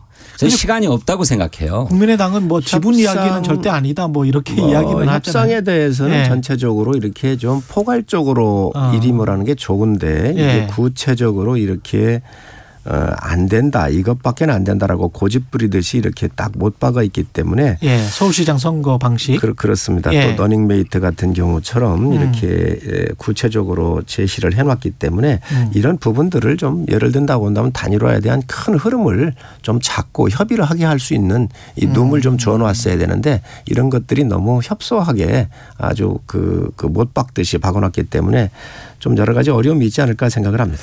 정권 심판을 말씀을 하셨는데 그 이전에 윤석열 후보가 우리가 계속 역순으로 가네요. 오늘 토론이. 윤석열 후보의 적폐수사 발언이 있었단 말이죠. 그러면서 이제 어떻게 보면 지금까지는 윤석열 이재명의 양 진영의 싸움이었는데 윤석열 문재인 이렇게 되는 양상 그래서 범민주당 그동안에 약간 이재명 후보에게 그 지지를 공식적으로 선언하지 않았던 지지자들까지 친문 지지자들까지 다 결집되는 현상이 여권에서는 벌어지고 있고 반면에 야권에서는 이런 식으로 가면 이제 정권 심판론이 있기 때문에 길게 보면 우리가 더 낫지 않느냐 뭐 이렇게 분석하는 경우도 있고 그런 것 같습니다. 어떻게 보십니까? 이 상황을. 우선 선거 공학으로만 볼 문제는 아닌 것 같습니다. 윤석열 후보의 문제는 뭐냐면 선거에서 엄정 중립을 지키고 있고 또 그 때문에 저희 여당 지지자들로부터는 이재명 후보가 여당 후보임에도 불구하고 여당 프리미엄을 전혀 누리지 못하고 있다. 정부가 협조를 안 해준다. 뭐 이런 비판까지 나오고 있는 상황인데 그런 상황에서 대통령을 끌어들였거든요. 그러면서 문재인 정부의 적폐를 수사하겠다 이렇게 얘기를 했고 그것도 3번씩이나 하겠다고 얘기를 하고 거기에 덧붙여서 이 정부가 검찰을 이용해서 얼마나 많은 범죄를 저질렀는가 이렇게 얘기를 했어요. 그러니까 대통령 입장에서 보면 이 정부를 적폐로 규정하고 불법으로 규정하고 있는 것 아닙니까? 예. 대통령 후보가 공연히 대통령을 부당하게 끌어들이고 공격하는데 이것을 가만히 있을 수 있습니까? 당연히 반론권 차원에서라도 당신 주장을 할 수밖에 없는 거죠. 그런데 이것이야말로 윤석열 후보가 지지율이 좀 잘 나온다고 해가지고 그야말로 지지율에 취해서 자기의 속내를 드러내는 것이다. 정치보복 하겠다. 보복 수사하겠다라고 하는 속내를 드러낸 것이다. 이것에 대해서 이를테면 대통령을 지지하면서도 이재명 후보에게는 마음을 열지 못하고 있는 이런 지지자들이 경악했고요. 그래서 이대로 두면 안 되겠구나라고 하는 위기감 때문에 결집하고 있는 양상이 나타나고 있다고 봅니다. 뿐만 아니라 우리 이 나라가 지금 전 세계적으로든 어떤 국가적으로든 위기와 전환의 시대를 맞고 있는데 이 위기와 전환을 돌파해 나가려면 국가적인 역량을 모아야 되는 판에 대통령 후보 유력 후보라고 하는 분이 집권하면 적폐청산 수사하겠다. 뭐 칼을 휘두르겠다. 보복 수사하겠다. 이렇게 얘기하는 것이 이게 과연 합당한 거냐 하는 데서 심각한 우려를 주고 있다고 생각합니다. 예. 그래서 선거 공학적으로 볼 때도 명백한 실책이다. 저는 그렇게 생각합니다. 신 의원님 하나 묻겠습니다. 문재인 정부에서 적폐 수사한 게 정치 보복입니까 아닙니까? 문재인 정부에서 적폐를 수사한 거요? 적폐 수사했잖아요. 그네들은 명백한 잘못을 저질렀죠. 그러게. 예, 뇌물을 받고 자, 좋습니다. 공금을 횡령하고 이런 짓을 벌이지 않았습니까? 좋습니다. 그러니 예. 지금 말씀하신 거 다 인정을 하는데 그러면 문재인 정부에서 적폐 수사한 게 정치 보복이었습니까? 보복 아닙니다. 그러면 윤석열 정부가 탄생을 했었을 경우 적폐 수사하겠다고 그랬을 때 지금 횡령이나 공금 횡령이나 위법을 한 것만 하겠다는 거예요. 그럼 그게 정치 보복입니까? 그러니까 어떤 사건이 있습니까? 아니 어느 사건 이야기한 적이 없어요. 그런데 그러니까 적폐가 지금 뭐냐고요? 아니 잠깐만요. 그러면 진 의원님 얘기하셨듯이 공금 횡령이나 부정이나 비리 같은 경우 나왔었을 때에 적폐 수사를 하셨잖아요. 그러면 똑같이 윤석열 후보도 정권 잡으면 그 이후에 그런 것 같은 경우는 하겠다는 거예요. 적폐 수사를. 그런데 그걸 왜 정치 보복이라고 공격을 합니까? 그렇게 얘기한 게 아니잖아요. 아니 왜 아니에요? 정권과 무관하게 범죄와 부패가 있으면 수사해야죠. 그 원칙 아닙니까? 자, 그러니까 잠깐만요. 아니 지금 말이 윤석열 후보가 그렇게 얘기한 게 아니에요. 제 말씀 들어보세요. 많이 하셨잖아요. 아니, 제 말씀 좀 들어보세요. 윤석열 후보가 그렇게 얘기한 게 아니지 않습니까? 그럼 뭐라고 얘기했지? 기자가 뭐라고 질문했습니까? 적폐 문재인 정부의 적폐를 청산하는 수사를 하겠습니까? 이렇게 물었습니다. 좋습니다. 그러면 문재인 정부의 적폐가 뭡니까? 자, 문재인 정부의 부정 비리 공금 횡령에 대해서 하겠다는 겁니다. 법과 원칙에 의해서. 그리고 대통령은 개입을 안 한다 그랬잖아요. 그러니까 그런 사건이 있냐고요. 자, 나오면 하겠다는 거예요. 나오면. 언제 그런 얘기를 했습니까? 아니 앞으로 나올 수 있지 않습니까? 그건 나중에 변명하고자 한 얘기고요. 아니 그러면 지금 그렇게 얘기하면 안 돼요. 검찰총장으로 재임하면서 얘기 좀 들어보세요. 검찰총장으로 재임하면서 뭐 했습니까? 얘기 좀 들어보세요. 그럼 범죄를 적발하지 않고 뭐 했습니까? 검찰총장으로서 이 정권이 살아있는 권력도 수사하라 그랬습니다. 대통령께서 임명을 주면서. 그렇습니다. 그래서 울상 선거 부정 사건 같은 경우 라임 옵티머스 같은 경우 원전 같은 경우 파괴가 되니까 그런 거에 대해서 수사를 했습니다. 그런데 지금 이 정권이 어떻게 했습니까? 수사 못하게 막았지 않습니까? 금융수사단 해체하지 않았습니까? 그다음에 윤석열 총장 그 지휘권 박탈하지 않았습니까? 아니 그래 놓고 나서 지금 와가지고 그런 얘기를 하면 안 되지요. 그래서 윤석열 후보가 분명히 얘기를 했습니다. 부정 비리가 있거나 이러한 적폐에 대해서는 수사를 한다 그랬는데 지금 청와대가 나서가지고 이걸 뭐라고 하고 있죠? 정치보복 한다고 그러고 있습니다. 언제 정치보복 한다고 언제 들어봤습니까? 그렇게 얘기하지 않았습니까? 정치보복을 언제 한다고 그랬어요? 누가? 정치보복이죠. 그러니까 그러면 이 정권도 정치보복한 거예요. 의원님 살아있는 권력에 대해서 수사해야죠. 실제로 윤석열 후보는 누구에게도 거칠 것이 없이 그렇게 수사를 해왔습니다. 그런데 정작 검찰과 자기 주변에 있는 사람들에 대한 수사는 극구 방해해 왔어요. 그것이 법원에 의해서 확정되지 않았습니까? 그래서 징계가 정당하다고 하는 판결까지 받지 않았습니까? 그것이 문제라는 겁니다. 그것이. 그래서 윤석열 후보에게 수사 지휘권을 발동했죠. 당신 주변의 사건들에 대해서도 철저하게 수사해라. 검찰의 잘못에 대해서도 수사해라. 이렇게 법무부 장관이 지휘를 했습니다. 그런데 이것이 무슨 탄압이나 되는 양 저항하지 않았습니까? 그러면 네? 아니 그게 문제라는 겁니다. 아니 좋습니다. 그러니까 이렇게 얘기했으면 문제 없어요. 어느 정권 하에서든 부정과 부패가 있다면 원칙에 따라서 수사하겠다. 그러면 그걸 누가 정치 보복이라고 합니까? 그런데 그게 아니고 기자의 질문이 그랬다니까요. 워딩도 그랬고 기자의 질문이 문재인 정부의 적폐를 청산하는 수사를 하겠습니까? 이거였어요. 하겠다 이렇게 얘기했고요. 그러면서 한 얘기가 이 정부가 검찰을 이용해서 얼마나 많은 범죄를 저질렀습니까? 이렇게 반문했어요. 그러니까 검찰을 이용해서 저지른 범죄가 무엇인지를 특정해서 밝히라 이 얘기예요. 그런데 밝히지 못하고 있지 않습니까? 아픈 곳이 많으니까 우리 진 의원님 말씀이 길어지시는 것 같은데. 매번 그런 식으로 말씀하시는데. 아니 적폐가 무엇인지를 얘기해 보시라고요. 적폐요?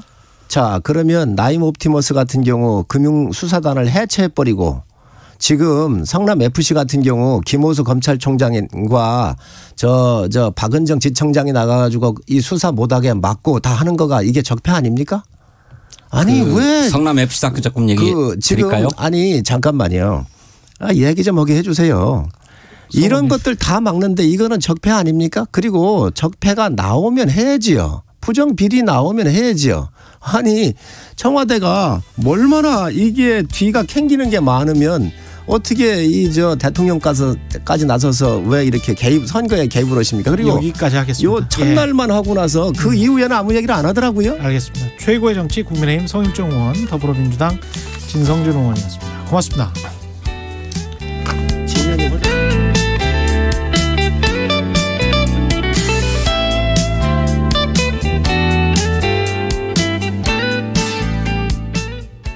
잠시 후 8시 반부터 일부 지역국에서는 해당 지역 방송을 보내드립니다. 인생에서 가장 중요한 건 역시 사랑이죠. 그 사랑을 위해 경제 공부도 꼭 해야 합니다. 여러분이 사랑하는 사람을 행복하게 해줄 알짜 정보만 쏙쏙 전해드리는 홍사원의 경제쇼. 오후 4시 5분 불타오르는 열정으로 준비하겠습니다.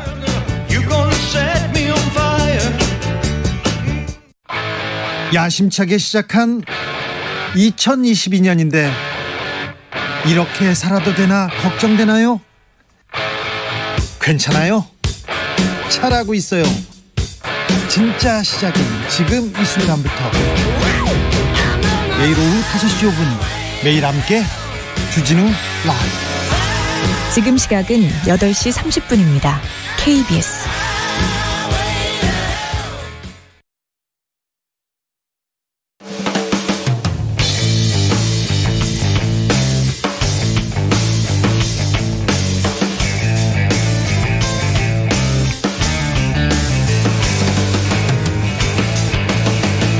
최경영의 최강 시사. 네, 공식 후보 등록 첫날인 어제 국민의당 안철수 후보가 기자회견 갖고 국민의힘 윤석열 후보에게 후보 단일화를 공식 제안했습니다. 단일화에 대한 국민의당 입장 계획에 대해서 국민의당 최진석 상임선거대책위원장 연결돼 있습니다. 안녕하세요. 안녕하세요. 예, 어제 안철수 후보의 기자회견은 당과 사전에 논의가 됐었던 사안입니까? 예, 당과 논의가 됐는지는 모르지만은 선대위에서는 논의가 됐습니다. 선대위에서는 논의가 됐었고. 예. 최진석 위원장님은 그 전에 알고 계셨고요. 그렇죠. 발표 전에 알고 있었죠. 예. 그 요지는 어떤 것인가요? 이게 단일화를 하려면 여론조사 방식을 선택을 해서 하자. 예. 이 한마디로 요약될 수 있겠습니까? 그렇죠. 국민에게 직접 묻는 방식으로 해보자는 것이죠. 예. 국민에게 직접 묻자. 예. 당사자들에게 당사자들끼리 만나서 하는 경우는 이렇게 권력 중심의 단일화가 될 수 있거든요. 권력 중심의 단일화라는 거는 무슨 말씀이시죠? 자리를 나누고 권력을 나누고 하는 방식이 되지 않겠습니까? 그런데 지금 그 안철수 후보께서도 기자회견에서 말씀하셨지만은 그 단일화를 하자는 것 이전에 국정 비전과 혁신 과제를 먼저 제시하고 그것을 먼저 공동 발표한 다음에 그것을 국민에게 직접 물어서 단일 후보를 뽑자 이런 뜻입니다. 예. 예. 근데 이제 단일화 발표를 하고 난 다음에 단일화 기자회견을 하고 난 다음에 일종의 이제 역제안이 되겠죠. 예. 그리고 난 다음에 국민의힘에서는 좀 곤란하다. 여론조사 방식은 이렇게 난색을 표해왔습니다. 예.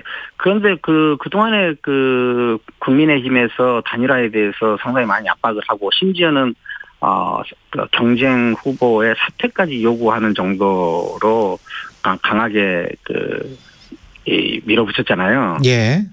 그런데 이런 방법을 가지고 그건 받아들이기 어렵다 하는 것은 그 진정성을 좀 믿기가 어렵습니다. 그렇군요. 그럼 만약에 계속 여론조사 방식 이게 지금 서울시장 선거 당시의 여론조사 방식이죠? 예. 그때 그 100% 여론조사로 했었는데 그때는 또 오세훈 후보에게 패했잖아요. 예. 그런데도 불구하고 여론조사를 해서 단일화를 해야 된다. 그게 가장 정당하다. 그렇게 생각을 하시는 겁니까? 예. 그 후보 본인이 패했던 방식까지도 제시한다는 건 상당히 진정성 있는 제안이라고 볼 수 있지 않겠습니까? 근데 이제 국민의힘은 뉘앙스가 그냥 양보를 해야 된다. 안철수 후보가 그런 것 같아요. 근데 저는 그 어떤 협상이나 이런 데서 상대에게 양보를 요구하는 일이 정말 가능한가 하는 의심이 들고요. 뭐 통 큰 양보 이렇게 말씀들 하시는데 통 큰 양보보다도 한번 통 큰 승부를 해보는 것이 좋지 않나. 통 큰 양보가 아니고 통 큰 승부를 해야 된다. 예. 근데 통 큰 양보를 계속 압박을 해 나가면 그래서 진짜 안철수 후보가 양보를 하게 된다면 그 안에서 이제 이면에 혹시 아까 비판했던 권력 자리 나누기 이게 뒷받침되지 않으면 통 큰 양보가 있을 수가 있을까요? 일반적으로는 그렇게 생각이 좀 듭니다만 어떻게 보세요? 제가 아는 한 안철수 후보는 권력 나누기나 자리 나누기 형식은 원하지 않는 것 같아요.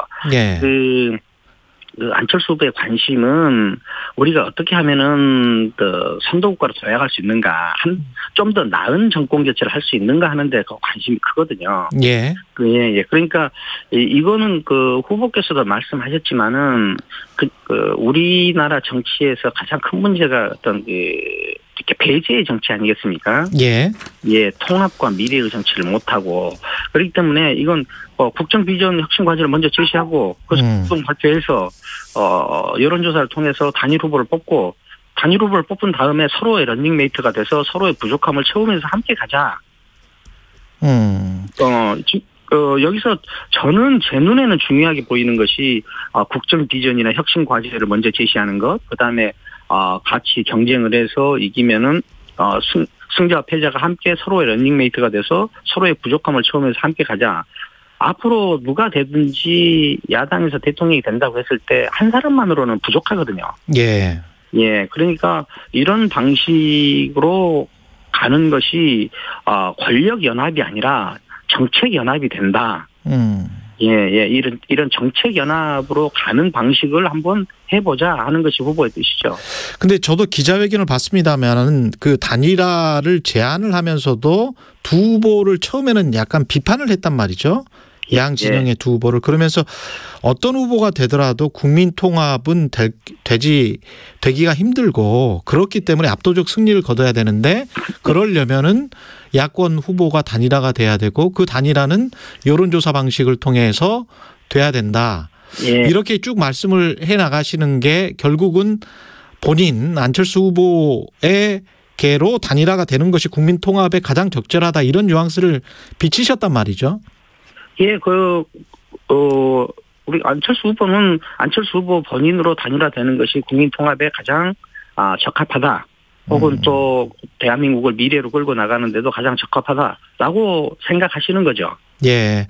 그런데 당신이 패했던 방식을 까지 제시하면서 한번 해보자 하는 것은 그냥 당신이 그냥 권력 잡는 데만 관심이 있는 사람은 아니다라는 것을 말해주는 것 같습니다. 그러면 이 서울시장 선거에서 했던 여론조사 방식이 아닌 그러니까 역선택 방지 조항은 이제 빠진 거죠. 그거는 예. 다른 방식을 제안을 한다면 받아들이실 용의가 있습니까? 그거는 제가 잘 모르겠습니다. 그러면 이 방식이랄지 단일화의 절차를 가지고 계속 협의는 해 나가시는 거죠? 어떻게 됩니까? 거기에 대해서는 후보가 어떤 뜻을 가지고 계신지 제가 잘 모르기 때문에 제가 어떻게 확실하게 말씀드릴 수는 없고요. 확실하게 드릴 수 있는 거는 지금까지 안 후보가 할 수 있는 제안은 이것으로 충분하다고 생각하시는 것 같습니다. 그렇군요. 어제 두 후보가 윤석열, 안철수 후보가 통화했죠? 저는 언론을 통해서 알았습니다. 그렇군요. 만날 계획 같은 게 있을까요? 그건 어떻게 알겠습니까? 네. 근데 이준석 대표는 처음부터 이제 단일화에 약간 좀 부정적이었는데 혹시나 했더니 역시나 하는 게 아니라 역시나 했더니 역시나 한다라는 게 이런 식의 이제 반응을 보였단 말이죠. 단일화 협상 과정이 이제 순탄치는 않을 것 같이 보이는데, 최진석 위원장님은 어떻게 생각하세요? 글쎄요, 단일화를 가지고, 상대를, 양보를 요구한달지, 그 다음에 또, 조롱에 가까운 말을 한달지 하는 거는, 단일화에 뜻이 있다, 함께 정권 교체를 이룰 의사가 있다라고 받아들이기가 쉽지 않지 않겠습니까? 그렇군요. 근데 이제 계속 국민 경선 방식의 여론조사 이거를 거부한다면 그러면서 어떤 물밑으로 뭔가 어떤 지분 분배 아까 그건 부정하셨지만 이런 것들이 오고 가는 게 일상적인 정치이기 때문에 혹시 거기에 관한 보관 같은 거를 가지고 있을까요? 국민의당이? 거기까지는 저는 생각을 하지 않고 있습니다. 그래요? 그거는 도덕적으로 윤리적으로 안 된다라고 생각하십니까? 아니면 그럴 수 있다라고 보십니까? 정치적으로는? 도덕적이고 윤리적인 문제까지는 아니지 않겠습니까? 그거는 정치 행위의 문제이지. 정치 행위의 문제고. 도덕적이고 윤리적인 문제까지는 아닌 것 같습니다. 그럼 협상을 하면서 지분 분배랄지 이런 것들은 충분히 논의될 여지가 있네요. 협상의 여지가. 지금 국민의힘에서 안 된다고만 하지, 한도 하지 않았지 않습니까? 그렇죠. 그 다음에는 별다른 이야기가 없죠. 별다른 이야기가 없는데 거기에 대해서 제안이 오면은 협의해 볼 수 있다 없다 이 말을 지금 제가 할 입장은 아닌 것 같습니다. 어제 기자회견을 보면은 단일화를 역제안을 했으면서도 만약에 받아들이지 않으면 끝까지 완주할 것 같은 그런 뉘앙스는 계속 풍겼거든요. 그런 뉘앙스가 아니라 어떻게 판단해야 되나요? 안철수 후보의 기본 태도는 완주를 하는 겁니다. 완주를 하는 것이다. 완주를 하는 것이 차라리 우리나라 정치 발전에 더 도움이 된다라고 생각을 하죠. 그런데 지금 단일화라는 것이 한국 지금 정치 상황에서는 가장 큰 이슈가 되어 있고 그 이슈가 되어 있는 데 대해서 어떤 식으로든지 반응을 하지 않는 거는 어떤 좀 안 되는 것 같아. 그래서 이 단일화를 할 건지 안 할 건지 어떻게 할 건지 그냥 제시를 해서 그냥 이 단일화라는 꼬리표를 떼고 가야 안주도 가능할 거 아니냐. 이런 생각으로 단일화를 제시하신 것 같아요. 그 정권 교체 단일화를 하면은 정권 교체 가능성은 굉장히 높아질 거는 같은데. 같이 말씀을 하셨던 구체제 청산 같은 이슈 있지 않습니까? 그게 이제 가장 중요하다고도 말씀을 하셨는데. 그것도 단일화를 하면 가능할까요?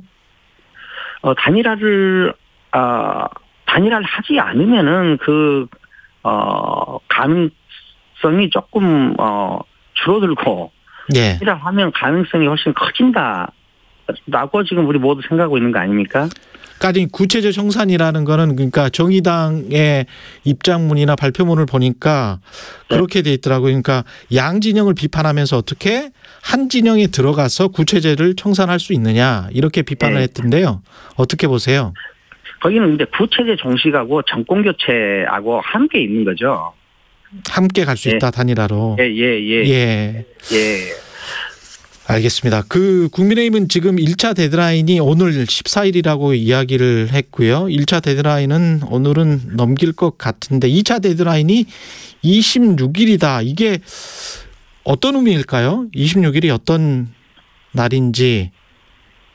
아마 그 투표용지 인쇄 들어가는 투표용지 인쇄 계산한 것 아닐까요? 예. 거기에 이제 한 사람의 이름이 들어가느냐. 예. 윤석열, 안철수가 같이 들어가느냐. 예. 그 전까지는 치열한 물밑 협상이나 서로 간의 공방이 이어지겠네요. 아무래도 현실적으로 그렇게 되지 않겠습니까? 예. 이게 이제 단일화를 역으로 먼저 제안을 해버린 것이 어떻게 보면 안철수 후보의 진정성일까요? 아니면 정치가 훨씬 더 과거보다 훨씬 더 는 거라고 보세요. 어떻게 보십니까? 저는 제가 보기에는 안철수 후보의 진정성이라고 봅니다. 예. 제가 보는 한 안철수 후보는 진정성이 있는 후보예요. 예, 그렇군요. 양진영을 비판하면서도 야권 단일화만을 말씀을 하셨기 때문에 이재명 후보와의 이재명 후보 쪽에서도 러브콜이 있었단 말이죠. 그렇습니까? 예. 있었던 걸로 보도는 됐었어요. 예. 그래서 저는 명확하게 그 설명을 안 해주시니까 제가 확정적으로 말씀은 못 드리겠고. 예. 그런 여지나 가능성은 이제 없어졌네요. 그렇죠. 민주당과의 어떤 공동 정부랄지 이런 것들은 없어졌습니다. 야권 단일화를 말씀을 하셨기 때문에 기자회견에서. 그렇죠. 예. 많이 줄어들었죠. 전혀 없어졌는 거라고 봐야 되지 않을까요? 그렇게 볼 수도 있겠습니다. 예, 알겠습니다. 안철수 후보가 이제 단일화 제안을 하고 나니까 이재명 후보는 민생을 챙기는 것이 가장 중요한 정치 과제 이렇게 언급을 했습니다. 예, 민주당 쪽 반응, 이 후보 측의 반응은 어떻게 보십니까? 민생을 챙기는 것이 가장 중요한 정치 과제라는 이 후보님 말씀은 정말 옳은 말씀입니다. 예. 근데 이게 민생을 더 잘 챙기기 위해서는 지금 정치 행위죠. 예. 그러니까 지금 선거 기간에 어떻게 하는 것이 앞으로 민생을 더 잘 챙길 것인가 하는 논의 아니겠습니까? 알겠습니다. 여기까지 듣겠습니다. 국민의당 최진석 상임선거대책위원장님이었습니다. 고맙습니다. 감사합니다.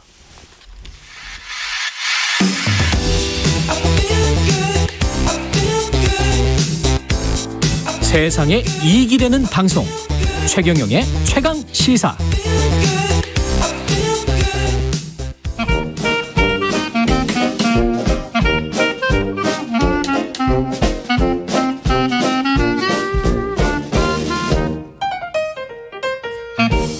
네, 최경영의 최강시사 경제합시다. 월요일은 명쾌한 경제 이야기 해보고 있습니다. 최근 EU 유럽연합이 대규모 아프리카 투자 계획을 발표했는데요. 숨은 의미가 분명히 있을 것 같습니다. 박정호 명지대학교 특임 교수님 나와 계십니다. 안녕하세요. 예, 안녕하세요. 예, 이게 유럽연합 집행위원장이 아프리카에 1,500억 유로, 우리 돈으로 200조 원이 넘죠, 이게 이렇게 되면? 그렇네요. 예. 이 어마어마한 돈을 쏟아붓겠다라고 한 거는 진짜 몇 가지 이유가 있습니다. 예. 그 중에 이제 가장 표면적인 이유부터 먼저 설명을 드리면 그동안 중국이 지난 한 10년 정도 동안 FDI라고 부르는데요. 예. 외국인 직접 투자. 예, Foreign Direct Investment. 예, 맞습니다. 예. 이 외국인 직접 투자 금액이 아프리카 대륙에 쏟아부은 돈이 나머지 OECD 국가 전부가 아프리카에 투자한 금액보다 중국 한 나라가 아프리카에 투자한 금액이 더 많아요. 대단하군요. 예. 저도 사실 예전에 정부기관에 어디 소속돼서 일한 적이 있었었는데 그때 과학기술 쪽 그 국책연구기관이 아프리카에 기술 전수하시겠다고 이걸 ODA라고 하는데요. 그 때문에 저도 자주 다녔었죠. 아프리카에? 그런데 그때 아프리카에 가보면 참 정말 중국의 투자라고 해야 될까요? 기부라고 해야 될까요? 정말 상상을 초월하는 수준이에요. 스케일이 규모가. 저희는 이제 아프리카에 한국의 경제 발전의 노하우도 전수해주고 또 뭐 뭔가 우리가 가지고 있는 기술력도 좀 전수해주고. KDI를 들어와서 뭐 교육도 시키고 그러지 않았었습니까? 맞습니다. 그런 거 많이 했죠. 그래서 이제 그런 것들을 하겠다고 하면서 이제 찾아가면서 우리는 거기에 자원개발권을 좀 주십시오. 그럼 설리누워조 잘 해보겠습니다. 이런 얘기를 하러 가면 뭐 알려주겠다, 가르쳐주겠다. 우린 이거밖에 사실 못하잖아요. 그런데 이제 가끔 그쪽 그 정부의 아주 높으신 분들이 PT 더 하시기 전에 잠깐 말을 끊으세요. 잠깐만 내 얘기를 먼저 들어보라고 그러시면서 지금 공항에 내려서 여기 우리 뭐 대통령 궁이나 뭐 정부기관의 어느 건물 청사까지 왔는데 이 청사 중국이 공짜로 지어지고 공항에서 청사까지 오는 고속화 국도 중국에서 공짜로 지어주고 그 공항도 중국이 공짜로 지어줬는데 다시 한번 물어보겠다. 우리에게 뭘 해주시겠다고요? 라고 물어봐요. 그러면 이제 말문이 막히는 거죠. 우리는 돈을 원한다. 뭐 경제 성장의 노하우를 알려주겠다고 하는데 뭐 노하우는 됐고. 자, 그런데 이렇게 개발을 하는 과정에서 EU가 첫 번째로 들었던 이유, 본인들이 투자를 하는 이유는 난개발을 시켰다. 중국이. 그러다 보니까 지금 환경 오염 그리고 그 아프리카에 대한 어떻게 보면 이제 여러 가지 개발난 이런 것들로 아프리카 자원을 황폐하게 할 뿐만 아니라 전 지구적인 재앙까지도 초래할 수 있다. 바로 이런 것들을 첫 번째 이유로 들었고요. 돈을 주면서 우리가 난개발을 막자 이게 하나 있고 그다음에 아프리카 국가들도 지금 EU뿐만 아니라 이제 나름대로 잘 사는 국가들에 대한 불만들이 좀 있어요. 본인들은 할 거 다 해놓고 갑자기 탄소 제로 사회를 열겠다고 하면 이제 우리는 이제 자동차 좀 타고 자원 개발하고 어떻게 보면 2차 산업 뭔가 아파트 짓고 뭐하고 하는 이런 여러 가지 개발 이슈가 이제 시작하는 건데 이걸 갑자기 못하게 하고 그 탄소 부담금을 내라니 막 이런 소리를 해버리니 이건 우리가 따를 수 없다. 그러면 이걸 할 수 있게끔 실천할 수 있게끔 뭘 돈을 달라. 이런 아프리카 국가들의 요구도 있었죠. 바로 이게 가장 표면적인 이유로 꼽힙니다. 그렇군요. 중국을 견제하는 의미도 상당히 있는 것 같습니다. 이제 두 번째가 그거예요. 그러면 앞에서 중국이 왜 이렇게 많은 투자를 묻지마로 했느냐. 자, 지금 전 세계적으로 미중 간의 갈등이 이제 본격적으로 심화되고 있는데요. 이 미중 간의 갈등이 이제 심화됐었을 때 뭔가 국제사회 아젠다가 결정을 못하고 첨예한 대립이 되면 결국 평화적으로 이걸 해결하는 마지막 루트는 국제기구에서 표대결에 들어가는 거예요. UN 등의 국제기구에서 그럼 투표로 결정합시다. 그렇게 했었을 때 어떻게 되느냐. 이런 국제기구는 원칙이 아무리 가난한 나라든 아무리 부자 나라든 1국이 한 표를 행사하는 게 원칙이에요. 그런데 그동안 중남미 국가들은 아주 오랫동안 미국이 찬성하면 중남미 국가 일부 몇 개 빼고는 다 같이 찬성하고 미국이 반대하면 또 같이 반대하는 투표의 동조화 현상이 있단 말이에요. 그럼 중국 입장에선 미중 간의 갈등이 이제 첨예해져서 뭔가 미국과 국제기구에서 뭐 경제든 통상이든 뭐 안보든 간에 표대결에 들어갔었을 때 미국이 가진 표에 대항하기 위해서 본인이 설득할 수 있는 가장 가성비 높은 나라들이 어디 많이 모여 있느냐? 당연히 아프리카죠. 그래서 아프리카에 오래전부터 공을 들여왔었고요. 그리고 묻지마에 가까운 투자를 해줬었는데 그럼 이런 투자가 정말 묻지마 투자였느냐? 그게 아니었어요. 어떤 일이 밝혀졌냐면 이게 제 기억으로 르몽드지가 전 세계에서 탑으로 처음으로 보도해서 한번 크게 이슈가 된 적이 있었는데 아프리카 국가들의 국제기구인 아프리카 연합이라는 게 있습니다. AU라고 불리우는데요. 이것의 건물이 너무 낡아서 이 건물도 또 중국이 또 새로 완전히 다 지어줬어요. 어디다 지어줬냐면 에티오피아 수도에다가 아주 멋지게 지어줬는데 그런데 이상하게 아프리카 연합 이 건물 안에 그 건물 안에는 모든 기자재도 다 공짜로 줬어요. 예. 그런데 이상하게 밤 12시부터 새벽 2시까지 서버실이 자꾸 돌아가는 거예요. 이상하게 그때만 서버실 바삐 돌아가는 거죠. 예. 그래서 그 청소 관리하시는 분이 이상하다 싶어가지고 거기 전산 직원 출근했을 때 언젠가 한번 얘기를 했더니 살펴봤더니 이게 중국이 그동안 다 해킹을 해서 가져간 거예요. 그 전산 아프리카의 각종 정보를 아프리카 연합이 가지고 있는. 중국 참 대단하네. 그래서 이거를 계속 5년 가까이 해킹해서 가져간 게 드러났는데 와. 더 놀라운 일은 이거를 아프리카 국가 내부가 아니라 르몽드지라는 이게 프랑스의 언론이 먼저 보도했단 말이에요. 그래서 언론이 보도하면서 아프리카 연합 그 당시 수장 역할을 했던 르완다 대통령에게 이거 어떻게 생각하느냐 하고 물어보니까 했더니 알고 있었어요. 야. 알면서도 이러지도 못하고 저러지도 못하고. 그런데 이 그 해킹 수준이 어느 정도냐면 서버도 이렇게 다 빼간 것도 있지만 벽 안에 소형 카메라 이런 것까지도 전부 다 있었던 게 확인이 됐었죠. 그러니까 도감청까지 했었을 수 있다. 네. 예. 이런 상황입니다. 지금은 물론 그게 다 전 세계적으로 알려지기 시작하면서 서버나 이런 것들은 교체를 했다고 하긴 합니다만 이게 이제 단적으로 중국이 왜 아프리카에 지속적인 투자를 해왔느냐라는 것을 보여주는. 이게 사건이죠. 정치적인 것도 있지만 분명히 경제적인 이익도 있을 거란 말이죠. 중국이. 그럼요. 아프리카의 그 막대한 자원을 어떻게든 활용하려고 하는 것일 텐데 어떻게 보세요? 예, 방금 말씀해 주신 게 정확한 또 한 가지 이유인데요. 전 세계적으로 과학기술이 발달을 아무리 해도 우리가 원자재라는 걸 추가적으로 늘릴 수 있는 방법은 없어요. 그렇죠. 예. 그러다 보니까 지금 이제 어느 순간인간 자신들이 가지고 있는 자원을 무기 삼아서 국제적인 어떤 압력을 행사할 가능성이 높은데 어찌 보면 지금 러시아가 우크라이나와 있는 것도 천연가스가 볼모로 잡혀 있는 것도 있는 거죠. 그렇죠. 자, 그런데 아프리카는요, 우리가 생각한 것보다 자원 강국이고 자원이 아직 얼마가 더 있는지도 다 모르는 수준입니다. 이것도 좀 설명을 드릴게요. 예. 우리가 세계 지도를 보면 우리나라를 가운데다 놓고 그려야 되기 때문에 우리나라에서 정 끄트머리에 있는 대륙들은 왜곡이 많이 돼요. 예. 구형을 평면으로 바꾸다 보니까. 그렇죠. 그러다 보니까 우리나라에서 가지고 있는 세계 지도에서는 아프리카 대륙이 축소돼서 보여지는 거예요. 아, 그렇구나. 예. 아프리카는요, 지구상의 육지의 20%가 아프리카 대륙인데요. 육지의 20%? 예, 제가 이게 잘 면적으로 이해가 안 되실 것 같아서 이렇게 합산해 왔거든요. 아프리카 대륙이 뭐를 합친 것보다 넓으냐면요. 중국 더하기 미국 더하기 인도 더하기 프랑스, 독일, 스페인, 이탈리아, 동유럽, 영국, 일본을 합친 것보다 아프리카가 넓어요. 엄청나죠. 엄청나군요. 네. 엄청나군요. 맞습니다. 그러다 보니까 여기 아프리카에서 생산된 자원 없이 휴대폰 단 하나도 못 만듭니다. 네. 휴대폰 안에는 원소 주기율표상에서 40개 정도가 들어가는데 상당히 많은 것들이 아프리카에 의존하고 있어요. 2차 전지들을 만드는 방법론 중에서 코발트를 이용해야 그렇죠, 되는데 코발트도 콩고 민주공화국이 코발트 산지 70%거든요.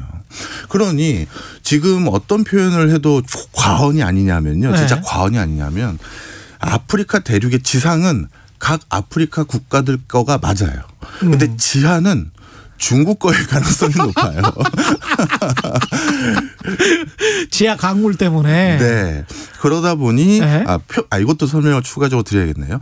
표면적으로는 유럽도 개발권을 많이 가지고 있는데요 하는데 그 유럽의 개발권을 가지고 있는 그 회사의 대주주가 또 중국이에요. 그러다 보니 실질적으로 아프리카 자원 개발은 중국이 꽉 잡고 있다 해도 과언이 아니죠. 다 먹었구나. 네.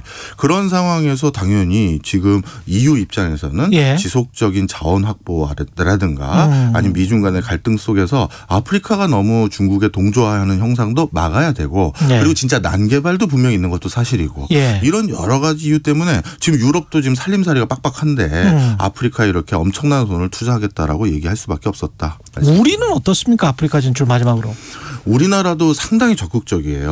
그런데 1980년대보다도 오히려 그 적극적인 수위가 조금 뒤로 빠진 것 같아요.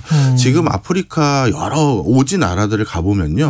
거기 우리 대사 관저라든가 공관으로 쓰는 어떤 큰 어떤 건물 또는 집이 하나 있거든요.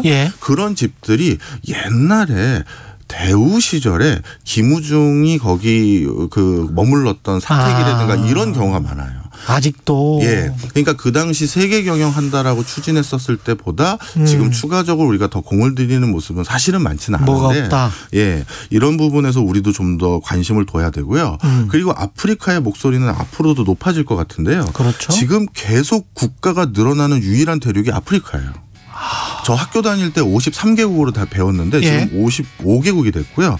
2018년도에 사하라 아랍 민주 공화국이라는 나라가 국제기구에서 처음으로 독립을 또 인정해줬고요. 알겠습니다. 네, 이렇습니다. 예, 지금까지 박정호 명지대학교 특임 교수였습니다. 고맙습니다. 감사합니다. 최경영의 최강시사 여기까지입니다. 고맙습니다. 내일 뵙겠습니다.